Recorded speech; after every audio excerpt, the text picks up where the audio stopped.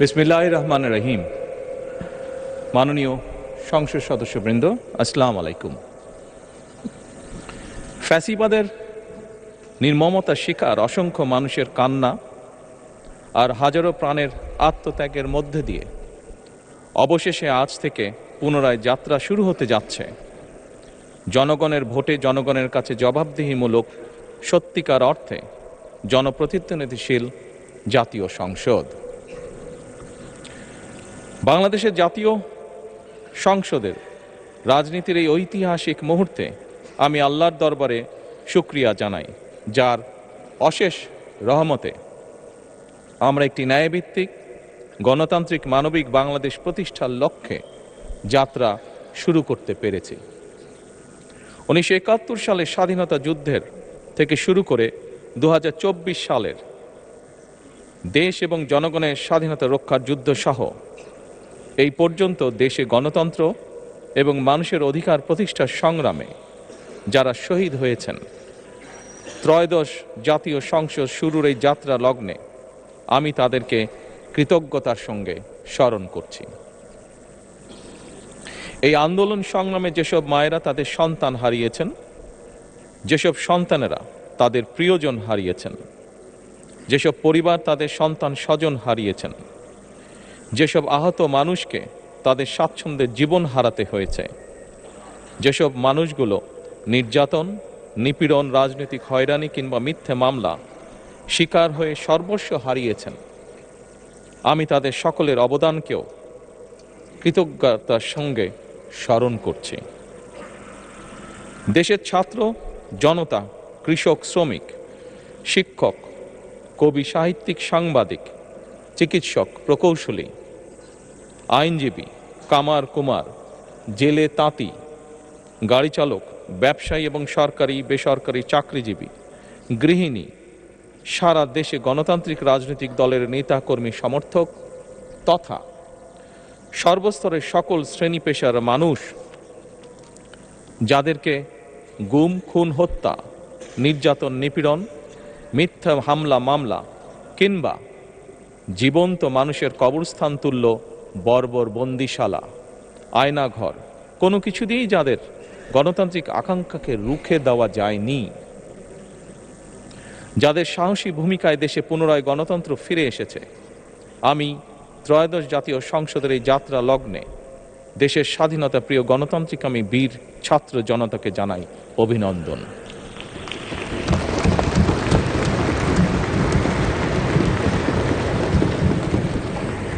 সম্মানিত সংসদ সদস্যবৃন্দ, দেশনেত্রী মরহুমা বেগম খালেদা জিয়া জনগণের অধিকার প্রতিষ্ঠায় দেশে সংসদীয় গণতন্ত্র প্রতিষ্ঠা করেছিলেন, সংসদীয় গণতন্ত্রকে প্রাতিষ্ঠানিক রূপ দিয়েছিলেন। সেই গণতন্ত্রকে প্রহসনের রূপ দিয়ে জাতীয় সংসদকে হাস্যরসের খোরাকে পরিণত করা হয়েছিল। দেশে তাবিদারি শাসন শোষণ কায়েম করা হয়েছিল। দেশে সংসদীয় গণতন্ত্র এবং জনগণের অধিকার পুনঃপ্রতিষ্ঠা করার জন্য দেশনেত্রী বেগম খালেদা জিয়া জীবনের শেষ দিন পর্যন্ত লড়াই করেছেন। জীবনে কখনোই স্বৈরাচার কিংবা ফ্যাসিবাদের সঙ্গে আপোষ করেননি। দেশে আজ থেকে আবারও সেই কাঙ্ক্ষিত সংসদীয় গণতন্ত্রের যাত্রা শুরু হলো, আলহামদুলিল্লাহ।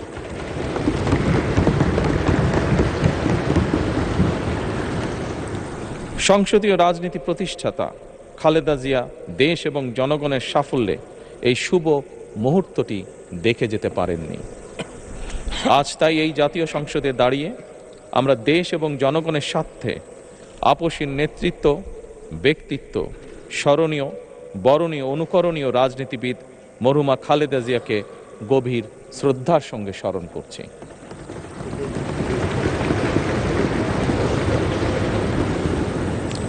সম্মানিত সংসদ সদস্যবৃন্দ, দেশে বহুদলীয় গণতন্ত্রের প্রবক্তা এবং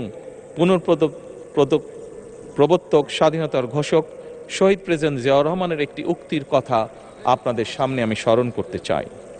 তিনি বলেছিলেন, জনগণই যদি রাজনৈতিক দল হয় তাহলে আমি সেই দলেরই আছি। অর্থাৎ ব্যক্তি কিংবা দলের স্বার্থ নয়, জনগণের স্বার্থই সবচাইতে বড়। এটাই বিএনপির রাজনীতি।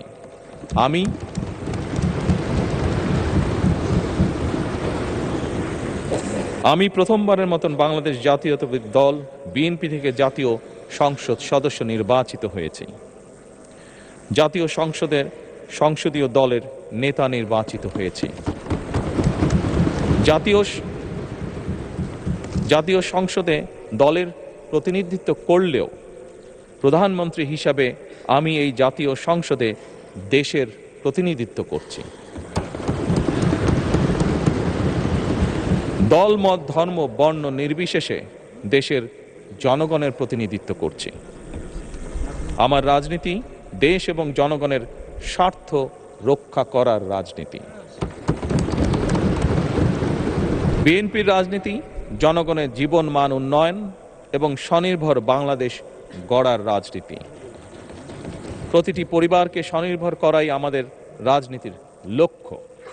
প্রতিটি পরিবারকে স্বনির্ভর করার মাধ্যমেই বিএনপি একটি স্বনির্ভর, সমৃদ্ধ, নিরাপদ, গণতান্ত্রিক বাংলাদেশ প্রতিষ্ঠা করতে চায়। এই লক্ষ্য অর্জনে আমি জনগণের সমর্থন এবং সহযোগিতা চাইছি।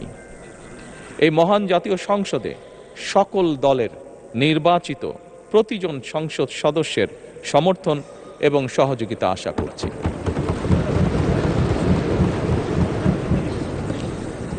সম্মানিত সংসদ সদস্যবৃন্দ, আমি বিশ্বাস করি আমাদের দল কিংবা মত কিংবা কর্মসূচি ভিন্ন হতে পারে, কিন্তু তাবেদার মুক্ত, ফ্যাসিবাদ মুক্ত একটি স্বাধীন, সার্বভৌম, নিরাপদ, স্বনির্ভর বাংলাদেশ প্রতিষ্ঠায় আমাদের মধ্যে কোনো বিরোধ থাকতে পারে না, বিরোধ নেই। জাতীয় সংসদকে জাতীয় কর্মকাণ্ডের কেন্দ্রবিন্দু না করে বিতাড়িত ফ্যাসিস্ট সরকার জাতীয় সংসদকে অকার্যকর করে ফেলেছিল। আমরা এই মহান জাতীয় সংসদকে সকল যুক্তি, তর্ক আর জাতীয় সমস্যা সমাধানের কেন্দ্রবিন্দুতে পরিণত করতে চাই। সম্মানিত সদস্যবৃন্দ, নতুন সংসদ যাত্রা শুরু করার সময় সংসদের সাবেক স্পিকার কিংবা ডেপুটি স্পিকার উপস্থিত থাকার কথা ছিল, কিন্তু পতিত, পরাজিত, বিতাড়িত ফ্যাসিস্ট সরকারের জনবিরোধী এবং গণবিরোধী কর্মকাণ্ডের ফলে যে জনরোষ তৈরি হয়েছিল তাতে এই মহান সংসদের সাবেক স্পিকার বা ডেপুটি স্পিকারকে খুঁজে পাওয়া যায়নি। তাদের কেউ কারাগারে, কেউ নিখোঁজ কিংবা কেউ পলাতক। দীর্ঘ ১.৫ দশকের ফ্যাসিবাদী এবং তাবেদারি শাসন শোষণের পর জনগণের ভোটে নির্বাচিত প্রতিনিধিদের নিয়ে আজ আমাদের এক বিশেষ পরিস্থিতিতে জাতীয় সংসদের কার্যক্রম শুরু হতে যাচ্ছে।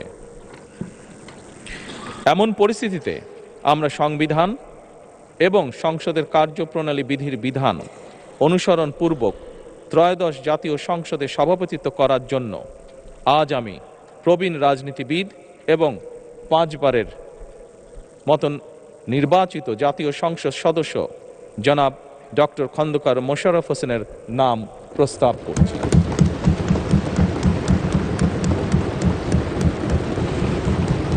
সম্মানিত সংসদ সদস্যবৃন্দ, আমাদের সংসদীয় রীতিনীতির ইতিহাসে এই ধরনের পরিপ্রেক্ষিত নজিরবিহীন নয়।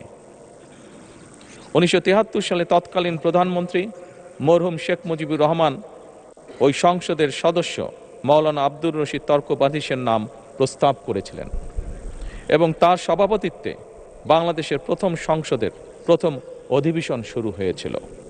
আমি জাতীয় সংসদের সকল সম্মানিত সদস্যকে স্বাগত এবং ধন্যবাদ জানাই। আল্লাহ হাফেজ।